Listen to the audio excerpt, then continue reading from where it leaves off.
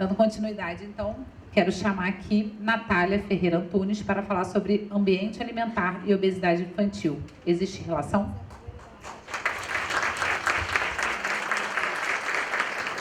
A Natália ela é nutricionista pela UF, mestre em nutrição clínica pela FRJ, doutoranda em ciências nutricionais pela FRJ e docente nos cursos de nutrição da FASE e da UNESA.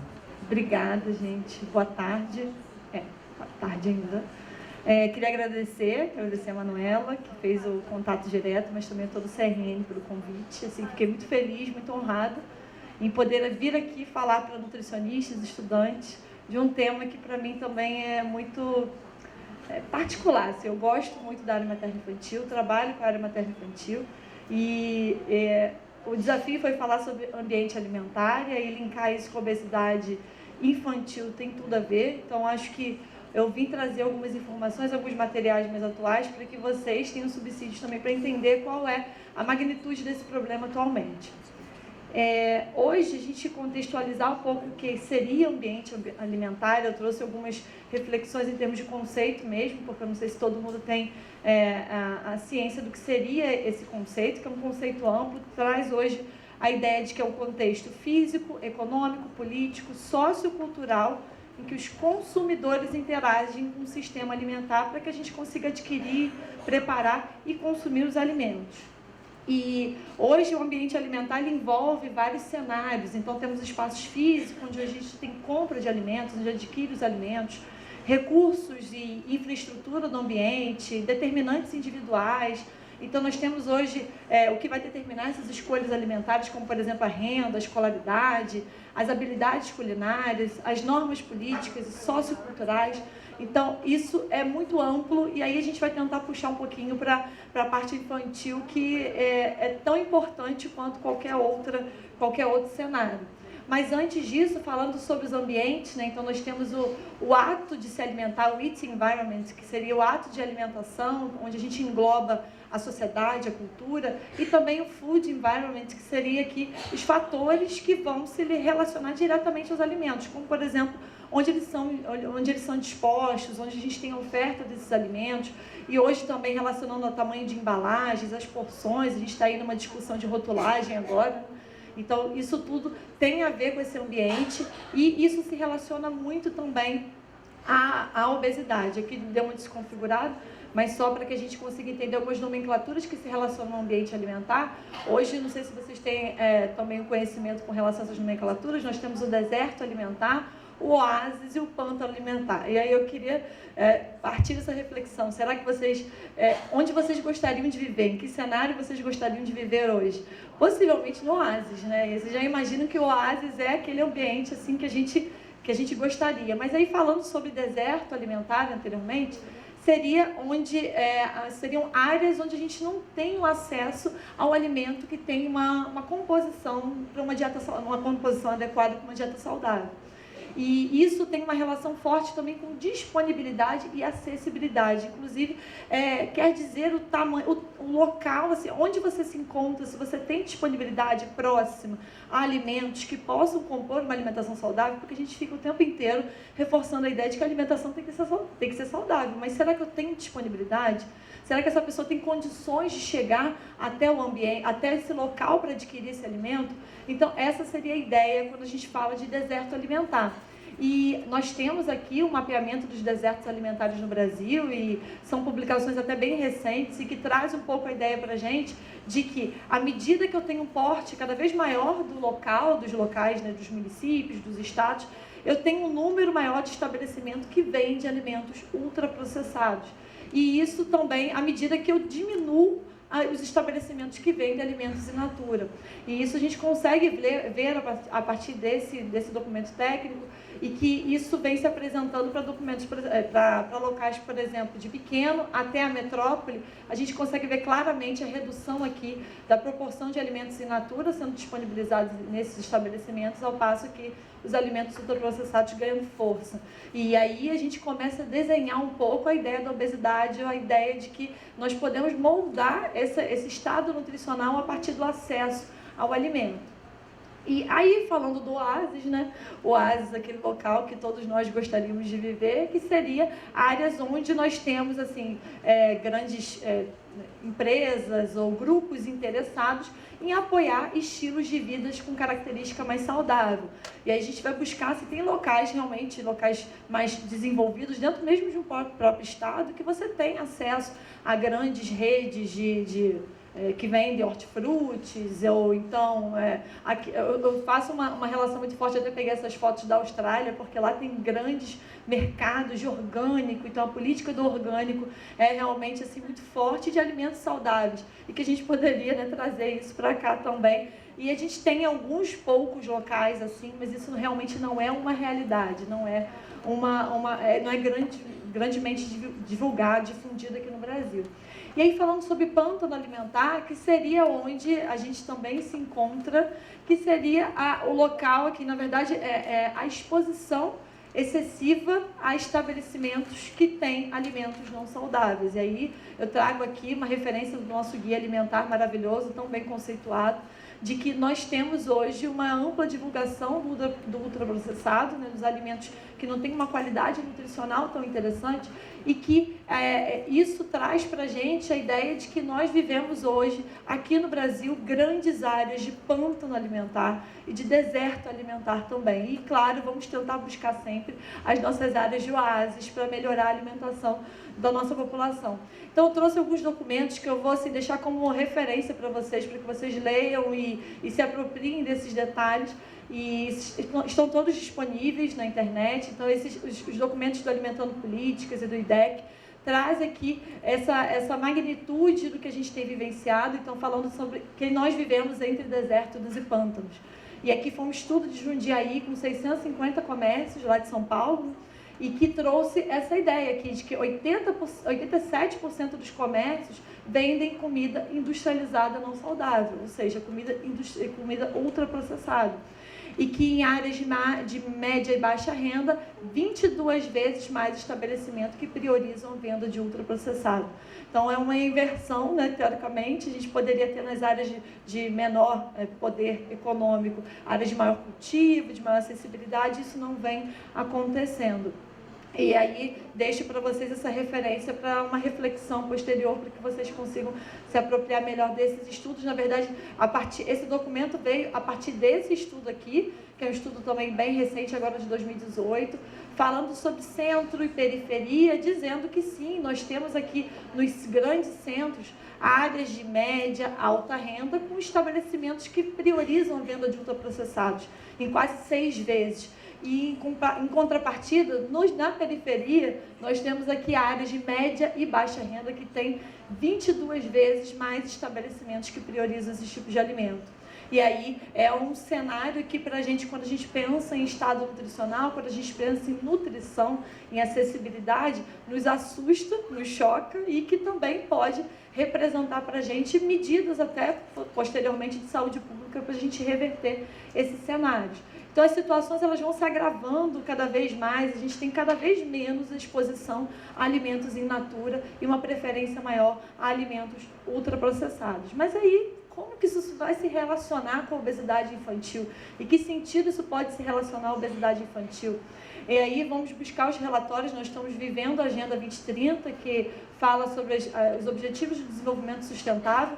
E dentre os Objetivos de Desenvolvimento Sustentável, nós temos a saúde e o bem-estar como um objetivo importante, a redução da mortalidade infantil, da mortalidade materna. Como a gente entrou no mapa da fome, a gente voltou a entrar no mapa da fome, nós também voltamos a aumentar a nossa prevalência, nossos valores com relação à mortalidade infantil e materna. Isso vinha numa caída, né, numa redução, até que no ano passado a gente teve um retorno a esse cenário que é tão triste. E isso é um indicador muito grave, muito importante, que para a gente, em termos de saúde pública, vai impactar muito, de uma forma muito expressiva também, para a gente repensar a saúde desse público, do público materno e infantil. Então, aqui O relatório, ele traz para a gente a ideia de que nós estamos vivendo aquela tão falada, né, transição nutricional, a gente saindo da desnutrição e indo para o excesso de peso, para a obesidade. Então, nós diminuímos o déficit de estatura e estamos aqui, a partir dos estudos da POF, da PNS, da INDEF, e nós estamos vivendo, sim, a epidemia do excesso de peso e da obesidade, isso aqui considerando as crianças até 5 anos.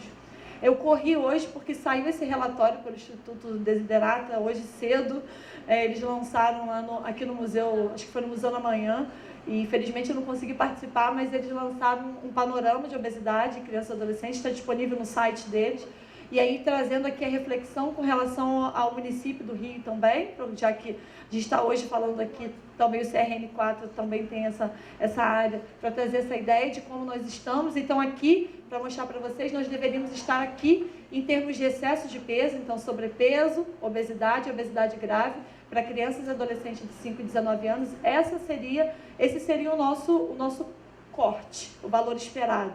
E nós estamos assim muito além, estamos caminhando, né, para valores cada vez maiores aqui, chegando a 2018, isso por dados do CISVAN, agora de 2018. E aí mostrando então aqui mais especificamente com relação ao município, o estado também, dizendo que essa daqui seria o que é esperado com relação à população saudável, dos valores de magreza, eutrofia, sobrepeso e obesidade. E se a gente comparar aqui os nossos percentuais, especificamente falando de sobrepeso e obesidade, mas também não deixando de lado os valores de desnutrição, como a gente acaba considerando, mas de magreza, que nós também vivenciamos aqui no estado do Rio, as duas situações, tanto a magreza quanto o excesso de peso, e são 2 fatores para a gente que, em termos de saúde pública e materno e infantil, tem um impacto muito grande também. Então, nós estamos aqui caminhando para um quadro assim, de gravidade cada vez maior com relação ao estado nutricional desse público. E aí, falando de crianças maiores, é o mesmo cenário, a gente não tem modificação. Claro que no Brasil a gente teve aqui uma redução a partir de 2008, mas aqui no estado do Rio, no município do Rio, nós vivemos uma crescente para os demais valores aqui, tanto de baixo peso, de magreza, quanto para excesso de peso e obesidade. E aí, pegando também outros documentos, esse documento também é super atual, agora de 2019, do Unicef, trazendo para a gente onde as crianças estão crescendo saudáveis. E a gente vê aqui, 1 a cada 3 crianças abaixo de 5 anos no mundo cresce saudável. E isso é muito grave. A gente deveria ter... Aqui, o Brasil, ele não figura dentre os piores países de crianças, né, com crianças menores de 5 anos que não estão crescendo saudável. Nós temos aqui a Ásia, a África, mas nós vivenciamos, sim, como um todo, em termos de mundo, um descompasso com relação à nutrição infantil. E aí a gente ainda pega outros relatórios, esse também de 2019, agora da Agenda 2030, mostrando essa transição nutricional, essa redução, as alterações de estado nutricional de crianças de 0 a 5 anos, aqui até de 2014 até 2019, tanto para peso, para altura, quanto para o índice de massa corporal, e a gente consegue observar pelos gráficos como isso se apresenta. Então é realmente uma estabilização, ou até mesmo, de certa forma, uma redução dos quadros de magreza, e aqui a gente vivencia um alavancar dos quadros de excesso de peso e de obesidade. E aí mais um relatório bem recente, Unicef, FAO, OMS, trazendo a mesma ideia, trazendo esse alerta com relação à segurança alimentar e nutricional no mundo, de que nós temos aqui para o público pré-escolar 40 milhões de crianças, ou seja, 5,9% das crianças do mundo têm excesso de peso, e 131 milhões, 20,6% excesso de peso na população escolar e 17,3% na população adolescente. Então isso chama mais uma vez a atenção, são dados mundiais e dados bem recentes, e que traduzem esse cenário alarmante quando a gente relaciona aquele ambiente que é de total insegurança alimentar que a gente trouxe, que eu mostrei para vocês anteriormente, a partir de todos esses estudos que, como eu disse, são bem atuais. Esse é o nosso cenário em termos de mídia, nessa divulgação de que a criança ela está vivendo esse problema também junto com o adulto, e o adulto também é um corresponsável, né? Esse ambiente que a gente proporciona é também corresponsável por essa situação, e isso a gente não quer, é esse tipo de mídia que a gente não quer, a gente quer uma mídia diferenciada, a gente quer uma mídia mais, né, voltada, trazer a criança aqui como um perfil melhor, um perfil mais saudável. E aí para corroborar com essa situação, a gente não tem que pensar só no ambiente em si, no acesso, mas aí agora vamos associar as questões climáticas, e aí esse relatório, ele é muito interessante, do Alimentando Políticas também, que ele está todo traduzido, está bem fácil para a gente ter acesso, e ele derivou dessa publicação do Lancet, então ele foi lançado agora também, em 2019, falando sobre a sindemia global. Então nós vivemos hoje obesidade, desnutrição e alterações climáticas. E isso fazendo com que nós possamos agravar ainda mais a nossa situação nutricional e que isso vai se carregar ali para o resto da vida. Vou mostrar mais à frente como que a gente pode transpor as barreiras da infância e chegar com esse problema também na idade adulta e isso se representar como um problema. Então hoje, a sindemia global seria o agrupar de 3 pandemias, onde nós coexistimos a obesidade, a desnutrição e as mudanças climáticas, e tendo aqui como causas principais interesses comerciais que vão orientar um sistema agroalimentar, e isso como um fator também que para a gente vai envolver o nosso ambiente de acesso aos alimentos, disponibilidade, a falta de vontade de lideranças políticas e a frágil e insuficiente ação da sociedade de uma forma geral. Então, que a gente também se responsabilize, se corresponsabilize por isso, porque o cenário é de gravidade. Eu já mostrei para vocês com relação à obesidade. A gente vive a desnutrição mesmo, aquela desnutrição clássica que a gente vê nos livros de avaliação nutricional, e isso é muito presente, muito forte na Ásia, na África, com percentuais assim bem alarmantes. E hoje as mudanças climáticas a gente nem tem como questionar, que a gente já vem vivenciando essas mudanças e o impacto disso a longo prazo vai ser assim alarmante.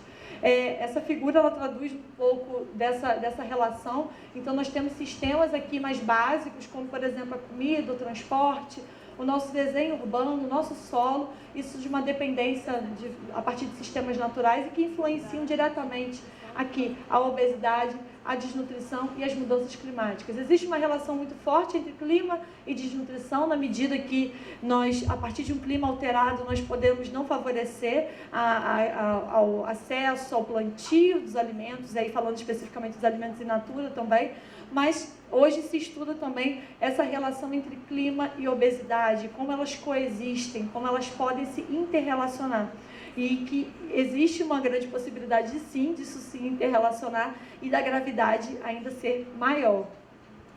E aí, esse mapa também da obesidade, para corroborar com esse dado da infância, da obesidade na infância, então no mundo, a nossa perspectiva é de aumento dessa obesidade em muitos milhões de crianças obesas, e isso até crianças e adolescentes obesos, e o nosso Brasil está aqui também com uma chance também de conseguir atingir as nossas metas de redução da obesidade bem pequenas, mas que se a gente tem que fazer por onde? Então a sociedade, como estava escrito lá no documento da sindemia, a gente também tem que se movimentar enquanto força também possível para poder fazer um movimento frente a essa pandemia global que a gente vivencia da obesidade. Então, independente da idade, da faixa etária, nós vivenciamos sim a obesidade como um problema e que a gente deve conter. Fui buscar os dados do CISVAN, eles são dados públicos, vocês podem acessar, e aí gerei uns gráficos aqui para a gente poder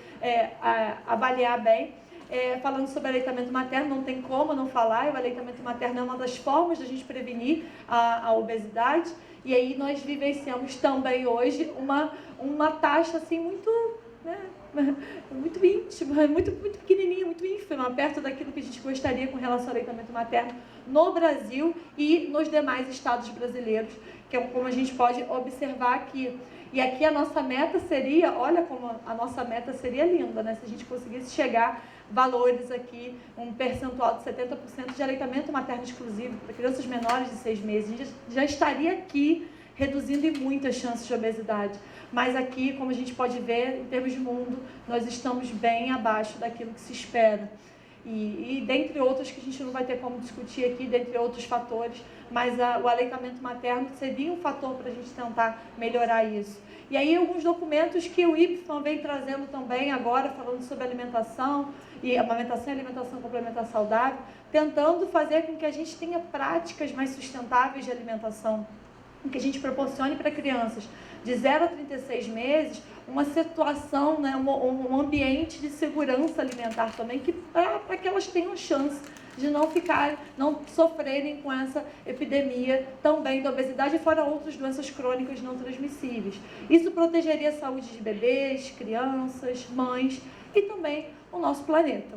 Então, seria uma forma da gente tentar atuar. E é importante promover o aleitamento materno em detrimento, no caso da fórmula infantil, porque só fazendo isso já teria uma medida sustentável.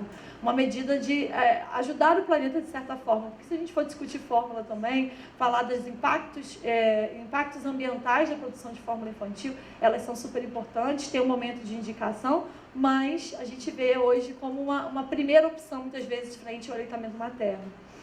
E aí nós temos aqui o nosso guia também, como a gente tem um guia para adultos, a gente tem um guia para criança, eu coloquei aqui a versão preliminar, né?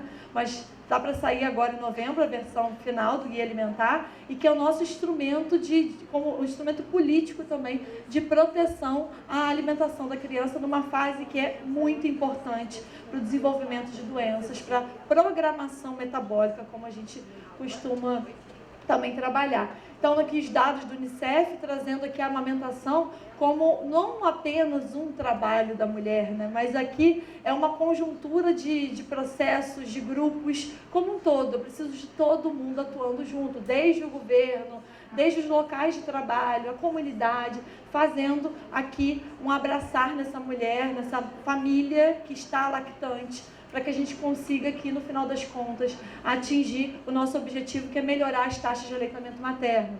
E ainda falando sobre alimentação infantil, os dados são ainda piores. A gente está falando aqui sobre bebidas adoçadas, e aí também sobre bebidas adoçadas em crianças menores, aqui de 6 a 24 meses, onde a proposta seria uma alimentação mais saudável possível, e a gente tem no Brasil 32% das crianças com esse acesso.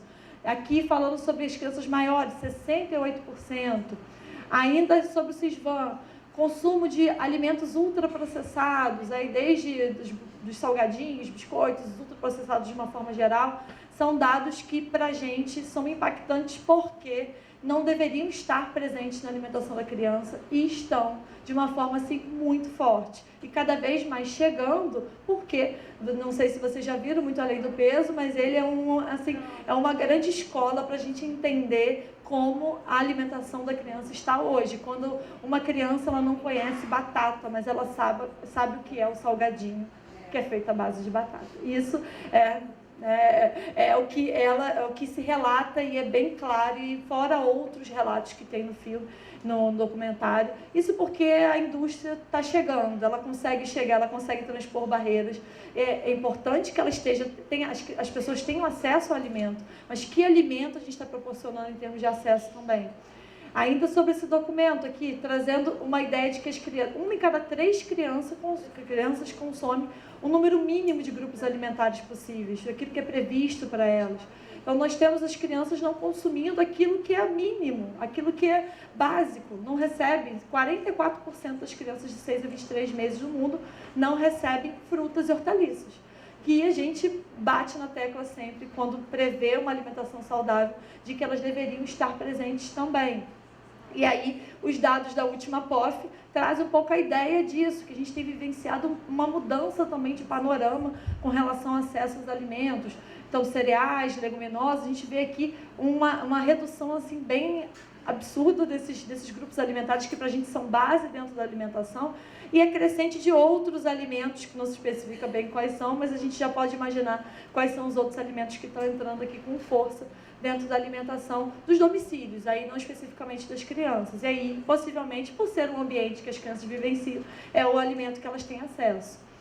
Nós, como eu disse, os guias são os nossos norteadores, e aí a gente está passando agora pelo lançamento do novo guia alimentar para menores de 2 anos, e eles vão nos ajudar a estabelecer, mais uma vez, aquela rede de apoio, aquele abraçar da família, onde eu tenho aqui não só uma pessoa responsável, mas todos como corresponsáveis. Então, a responsabilidade não só de quem alimenta, quem está administrando o alimento, mas de quem também se preocupa, do governo que se preocupa com a saúde, da proteção social, da agricultura, educação, da oferta de uma água de qualidade, a higiene, as questões sanitárias também, que são super importantes, da comunidade, e isso tudo como família, sociedade, favorecendo aqui a uma alimentação cada vez mais saudável. Essa relação entre ambiente, saúde e doença, ela é transgeracional. A gente consegue ver aqui, então temos mudanças climáticas, a urbanização, a globalização e a pobreza sendo fatores aí para interferir nesse desenvolvimento que vai ser moldado aqui intraútero. E aí a gente tem a ideia de que se um ambiente não está bom, o desenvolvimento dessa criança intraútero ele pode ser alterado e, consequentemente, levar aos quadros também de obesidade. Eu já estou terminando. E aí, essa relação entre pré-concepção, pré-natal e infância vai levar ao aumento da obesidade e do excesso de peso e obesidade lá na idade adulta. E para a gente entender isso vem desde os gametas. Vai lá, a gente vai ter que estudar a nossa programação metabólica desde o período pré-concepcional, para entender que mudanças aqui mínimas, mudanças epigenéticas ou de DNA, mesmo mutações de DNA, podem ser o fator para levar a essa obesidade. E isso vem também isso vem acontecendo a partir de uma alimentação incorreta, alimentos, produtos, insumos aí que são disponibilizados no ambiente e que podem favorecer a esse quadro. Então, são vários fatores, aí eu deixo as referências para vocês também, para que vocês possam se aprofundar no assunto, mas que traga aqui a ideia de como que a dieta materna e suplementações, elas podem influenciar em diversos fatores, inclusive alterações genéticas ou não, e que vão levar à obesidade ou à programação da obesidade na sua prole, aí, nas crianças e futuramente nesses adultos. E é esse o quadro que nós não queremos, porque são alterações muito precoces, e aí um ciclo vicioso, né? A obesidade do adulto, então a obesidade materna, vai levar a um quadro de obesidade infantil, e se a gente não parar, esse é um ciclo que não tem fim. E aí a gente fecha agora falando sobre como fazer isso, né? Como que a gente chega a esse ponto, como que a gente consegue melhorar a saúde da criança, a alimentação da criança.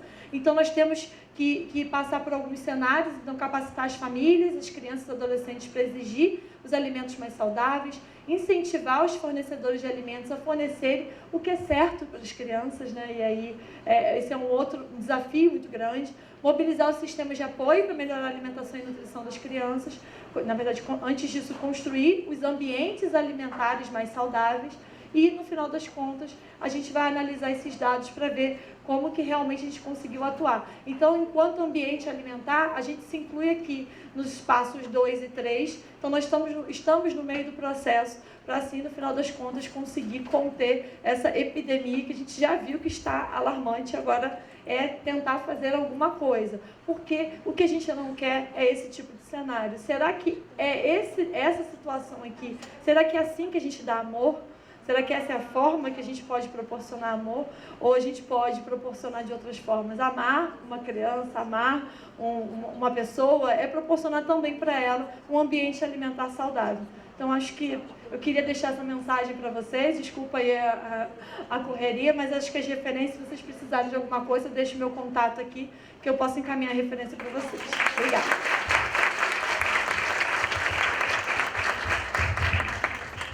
Quero agradecer a Natália imensamente, uma fala bonita, né? Eu acho que eu que já trabalhei com alimentação infantil, sempre me emociona muito quando a gente fala das nossas crianças. Porque o cuidado tá ali, né? E acho que essa figura dos pais distribuindo várias coisas, mas muitas vezes faltando o básico, que é o amor, é o cuidado, né? E o alimento é cuidado. Então, muito obrigada, Natália. Então, eu estava bem querendo saber sobre esse negócio, menino, porque, né? Desculpa, eu sou Juliana, sou conselheira diretora, sou conselheira secretária. Desculpa quebrar o protocolo, assim como vem acontecendo, mas só para avisar que o CRN4, junto com o CFN e com a Asbram, eles estarão presentes no próximo Congresso Mundial de Amamentação, que é o Encontro Nacional de Aleitamento Materno e Alimentação Complementar, que acontecerá no Rio de Janeiro, agora em novembro, ocasião do lançamento do novo Guia Alimentar para crianças menores de 2 anos. Tá? Então, se vocês tiverem interesse, o site do evento é o www.enam.org.br, para vocês buscarem mais informações. Bem, a gente vai fazer uma mudança no cronograma, gente. Vou pedir já desculpa antecipadamente, mas é porque tivemos alguns problemas com o coffee break. Foi até aquela hora que falava, Fernanda, eu estava lá dentro tentando resolver. Então a gente vai inverter.